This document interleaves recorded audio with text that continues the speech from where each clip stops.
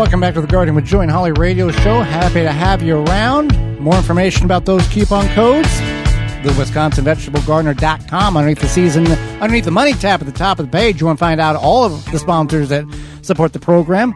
It's under the Season 9 tab at the top of the page, our parent website, the WisconsinVegetableGardener.com. You got a question, we got an answer. It's time for your garden questions and our garden answers. Send it on over at gardentalkradio@gmail.com.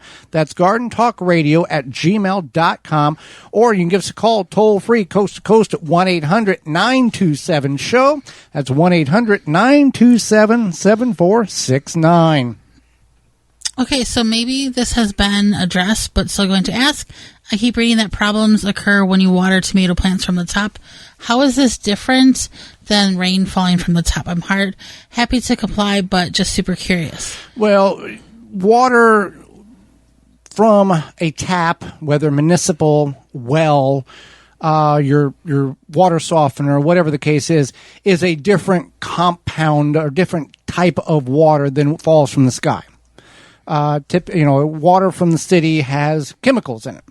Water from a well may have a lot more minerals in it than rainwater, or you went through a water softener in order to pump the water through the system in order to get it out of your house and onto your vegetation.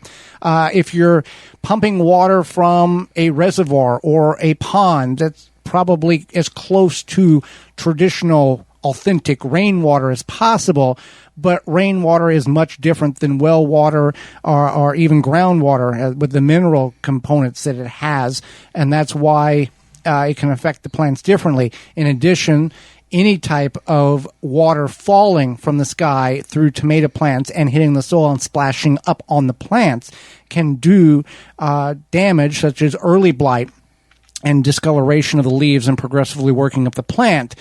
So mulching is an important process of proper tomato growth and health of whatever type of mulch you want to, whether it's a weed barrier or leaves or straw or chemical-free grass clippings.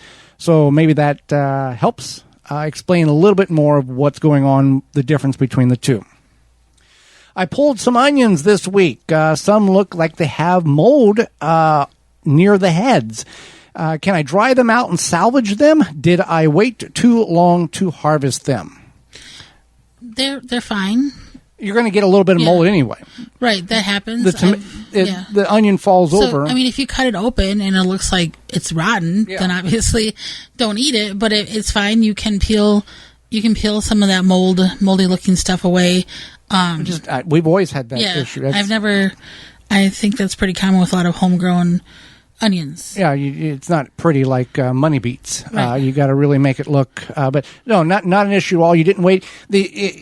Your onions are ready whenever the tops fall over and crease the stem. No matter what you do beyond that, they're not going to grow. They've cut the circulation off to the bulb, and the bulb is as big as it's going to get. So harvesting it as soon as possible can eliminate some of the potential rot or molding issues they may have.